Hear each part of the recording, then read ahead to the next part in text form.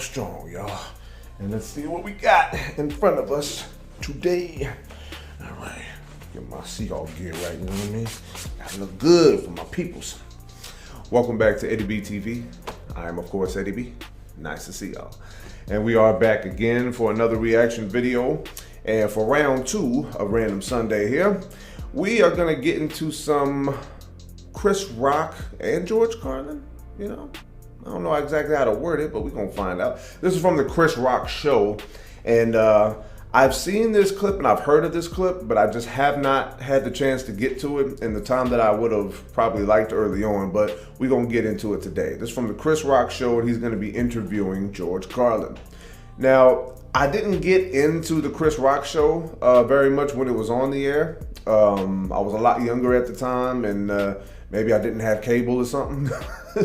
But yeah, man, Chris Rock had a show going on for a little while. He interviewed quite a few interesting folks, and I think he had some clips. I did one clip of him on this show where he was like, how not to get your ass whooped by the police or something like that. But yeah, man, I want to see exactly what these two are talking about with this, man. I've seen the clip, the thumbnail all over the place sometimes when I'm looking up different stuff. I just haven't got a chance to watch it yet, but now we're gonna do it today. So, the Chris Rock show, and he's interviewing George Carlin. And if you like this reaction, please like, comment, and subscribe to your boy. Keep everything going. All right, well, gotta watch my boys a little later on today. Figured I'd get an early start and get everything done, you know. My head's finally feeling better, you know. Headaches last couple of days with good food and hanging out with the family and all that stuff. So now I'm back at it. You know, still a little bit of ache up here, but it's calming down, all right? It's calming down. And I thank you guys so much for your concern. Well, you didn't actually express concern yet. Bad, whatever. Let's go ahead and turn on the light show before I forget to do that. Some days I'm gonna remember, other days not so much, but it's game day and I gotta do my best. All right, the Chris Rock show, interviewing George Carlin, right here on Eddie B TV, round 2 of Random Sunday. Let's finish strong with this one. All right. Oh, what a light show, right? All right, let's get situated here, and here we go. Has been doing comedy for over 40 years. He's done 10 HBO specials. He has a best-selling book called Brain Droppings. Please welcome George Carlin. I read Brain Droppings. Hey, George. I did 2 more while I was back there. Okay. Ah, George Carlin. Good to see you, my friend. Okay. George Carlin, you are by far, you're easily one of the greatest comedians ever to live. All right. Easily. Okay, I'm gonna go with that. Absolutely. Okay, yeah. Yeah. You know, people take it for granted in a sense. Yeah. You know what I mean? They're like, now, because like you and a guy like, say, Cosby, because you've always been doing it forever. And like, do you feel that, say, like if you had some crazy tragedy in your life, people wouldn't take you for granted? Because, like, you know, Pryor burnt up. Yeah. Lenny Bruce died, Kennison died, and you're like right here chilling. The penalty of living. The penalty of living. Yeah. Well, you know what happens? A lot of people say, "Hey, how you doing? How you been? I love that stuff. 1972, I saw you." And I'm like, "Oh yeah, well, last 25 years, been some more." And I bring them right up. I say, "You watch HBO? Did you get the book? Do that, and then we'll talk some more in the airport." You know. But yeah, you do want people to know the accumulated record. You know, not just a spotty little this and that. Yeah, because people are like, Carlin. Yeah. Yeah. It depends. So there's other people that are hooked in good, right. You know, hooked in real strong, and then they'll tell you back what you did, and you say, "Oh, I don't remember that." Well, you did it, and I saw it. Okay, now one of your biggest things ever was the 7 words you can never say on television. It was piss, shit. You want the right order?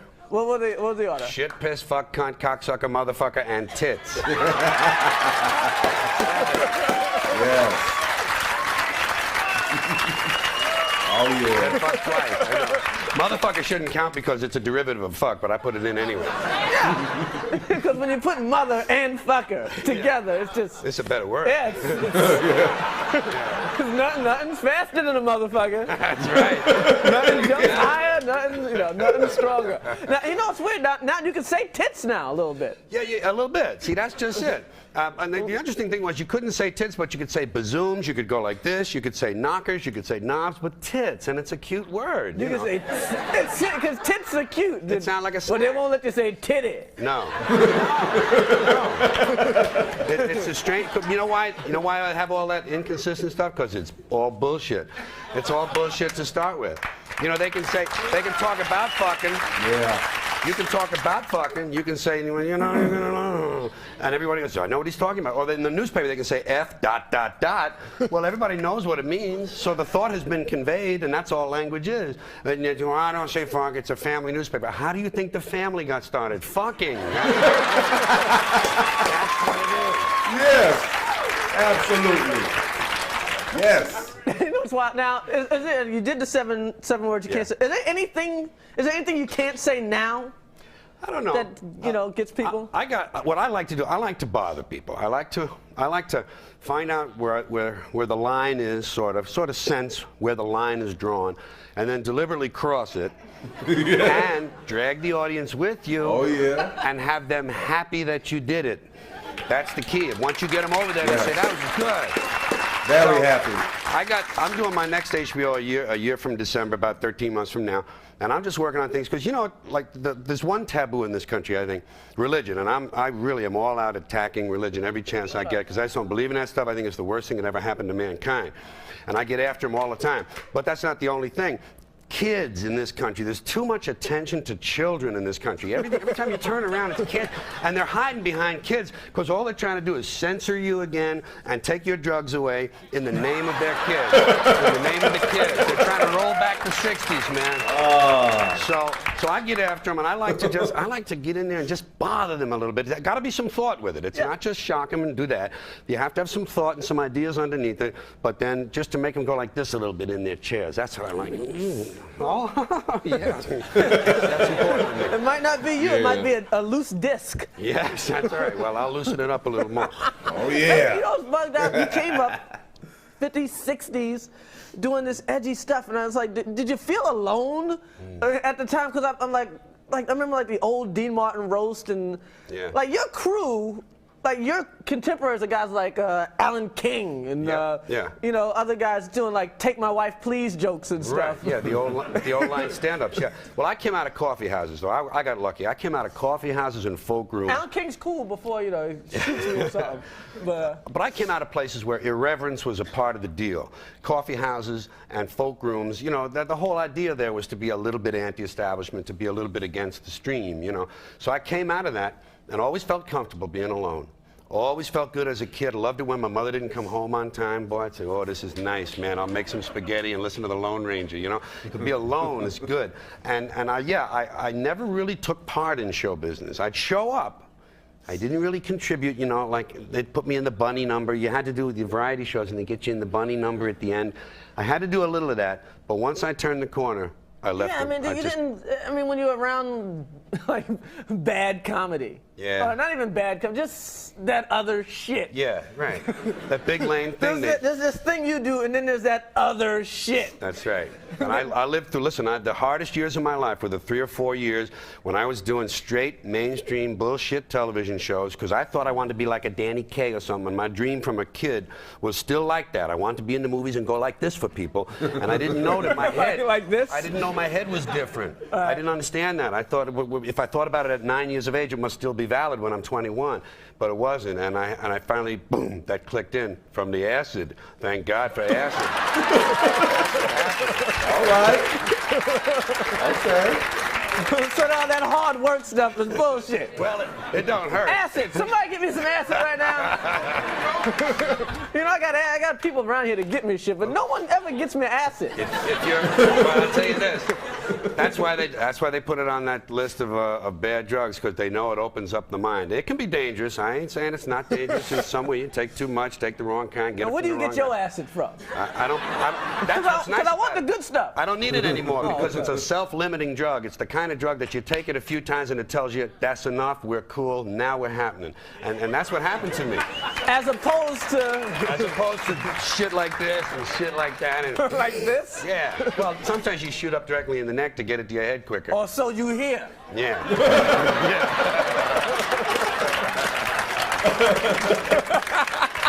That's real, huh? In the neck? Well, the temple would be quick, wouldn't it? Right in the temple, no waiting, no delay. I never did shoot up, so I'm just talking shit. Oh, yeah. I never did. No, I grew up in a neighborhood with plenty of smack in the 50s and never got to the smack. The grass was enough. Boy, I'd get some of that grass and a couple of beers and just lay back and wonder why those guys were puking. That's all I needed. No, never did shoot up. Never did use it. Now, what's the worst thing that happened to you? What, like, just opening up? What, you know, I never heard the George Carlin horror stories. Well, I did an awful lot of cocaine during the 70s. When I did that stuff, I did tons of it. Yeah, tons. Yeah, well, you knew that shit. And I just would get out there, and my jaw wouldn't work. You know, you know how locked in. I know crackheads whose jaws don't work. You get like that, man. And you know what you're thinking is good. Fortunately, they liked me and they would wait, you know, for my mouth to start working. But I don't have any of those. I'm not one of those guys that has a story. You know, like every comedian, like these old guys, especially you meet, and they say, you mention a name, and they say, oh, let me tell you about Al Jolson. And they got a story for everything. I got no stories because I don't remember a goddamn thing, man. Okay. Thank you very much. Sure, my pleasure. Thank you, man. Oh, that's all love, man. That's all love. George. Hell yeah, man. Hell yeah. Okay, all right. Well, that was actually worth the wait right there. It's actually enlightening, you know, to hear that. You know, I think some of the material that he was probably mentioning, because when you're a comedian and you do, like, whether it's a late night show or someone else's talk show, you usually bring up bits off the current special you're working on or the one you already did. I think that one might have been around 99, maybe 2000, something like that. You know, somebody let me know if you know exactly what date this was filmed. I'll probably find out for myself, but class is in session, you know what I mean? I need to know that y'all paying attention out there. But yeah, man, that was the Chris Rock Show interviewing George Carlin. Well, there was a couple of things that I didn't quite know. I mean, I heard stories of like George being like a big drinker, you know. He said in the beginning of his Life is Worth Losing special that he was like 300 plus some days sober or something like that. So he must have been a really heavy drinker. But to find out that it was actually true, you know, I didn't want to dive in too much to things, especially if I didn't know him, because I didn't want to talk, you know, and sound stupid. But, you know, yeah, he did a lot of cocaine in the 70s, he said. You know, I guess I could probably see that. You know, I don't know what it was like back in those days. I was born in '85, but, you know, you hear stories, and to hear that George was actually really open like that with certain things, you know, it kind of made sense, you know, when I hear him sometimes talk about how he was always a clean-shaven face with suit and tie, and then he, you know, switched to that, you know, the hippie movement and all that stuff. And then it's just to know that the people that you enjoy watching have like an edge to them that, you know, you probably otherwise wouldn't have known. That's kind of like refreshing, you know, not to make you like go out and do something, you know, but, you know, still, it's nice to know that. You know, I've thought about doing some extra things other than what I've done. I drink a little bit, you know, smoke a little weed, whatever. But I've always thought of doing a couple extra things, nothing too major, nothing like heroin or nothing like that. But, you know, maybe a little DMT, maybe a little acid, you know, like he was talking about, just to try it a couple times, you know, to see what it's like. You know, maybe, you know, if I might try it one day, but I gotta have some people around me that I trust, that you know, they ain't gonna let me jump out a window or, you know, grab the closest thing next to me and start killing people with it. Gotta make sure you got people you trust, you know, because you don't know what people are gonna do to you when you don't know what's going on. But, you know, he was talking about in the beginning about how people take him for granted. And I do believe that to be wholeheartedly true, you know? Because when you're someone like George, he's so legendary with all this material that, you know, like he said, he doesn't have any horror stories, really. I mean, people, I'm sure, have stories where he probably got mad, pissed off at somebody, maybe threw a tantrum or something. But, you know, other than, you know, going to the Supreme Court for the 7 words you can't say on television thing, you know, he's pretty much a straight shooter, you know. And I don't know what life was like growing up in George Carlin's house, man, but I imagine it was probably somewhat of a roller coaster ride. You know, I remember one time, and it's going to be a nice little shout out to his daughter, Kelly Carlin. You know, I was, I think it was like her Facebook page or something like that, and then I was telling a story about how he saved my life and all that, and then she actually wrote back to me in a comment and said she's actually glad I'm still here because of her dad's material that saved me, you know. And I'm, you know, it's not like I'm special, you know. She probably commented and replied to so many other people's comments, but George Carlin's daughter, you know, giving me the nod and saying she's glad I'm still here, kind of did something to me, you know. I was really, really happy with that one, man. You know, it's like a nice little interaction with people that you care about, you know, and like it just kind of, like on the surface, it just meant a lot to me, you know. But aside from that, his material is still relevant to this day, you know. And no matter how many clips you watch of him or whatever, it's like you look at the world the way it is today, and then you go look at some of his material, and then you'll find out how much he was really ahead of his time, you know. And I think I've heard Chris Rock maybe talk about George Carlin before, maybe in interviews, maybe a couple of times, but to actually see them talking with each other on his show, man, it was like really cool, like two greats of comedy, you know what I mean, just picking each other's brains a little bit, and that right there was just, it was just a cool thing to see overall. So yeah, man, Chris Rock is one of my favorites, man, and remind me, I gotta get to more of Chris Rock, man. One of my subscribers, you know, Miss Linda, you know, she always tries to make sure that I'm keeping up on certain things that I'm like kind of slipping on a little bit. She loves Botan Baez and she loves Chris Rock too, man. So yeah, if y'all got some Chris Rock clips, man, leave them in the comments for me. Let me know what's going on and what you guys want to see. And I'm going to go ahead and cut it off right there. One more time with the Chris Rock Show interviewing George Carlin. And if you like that reaction, please like, comment, and subscribe to your boy. Keep everything going, like I always say.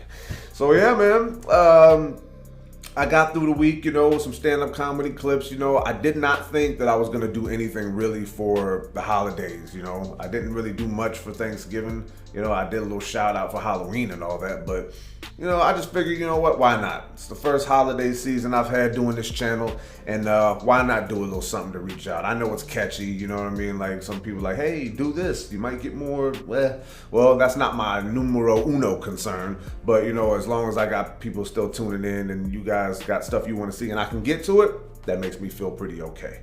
So yeah, man, this is gonna be Eddie B TV signing off. One more again here. Another week of stand-up, a good holiday music Saturdays, two music Saturdays that I actually did.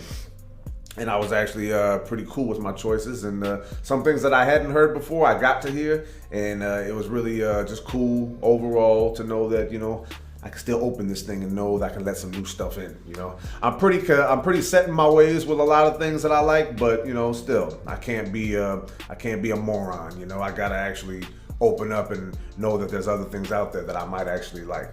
So yeah, man, thank y'all for tuning in one more time. I hope y'all had some fun with this one. Stand-up week coming up again tomorrow, and hopefully my Seahawks win today, and I have a good little recap for tomorrow. So yeah, man. Thank y'all one more time for tuning in. Love and appreciate y'all. Peace.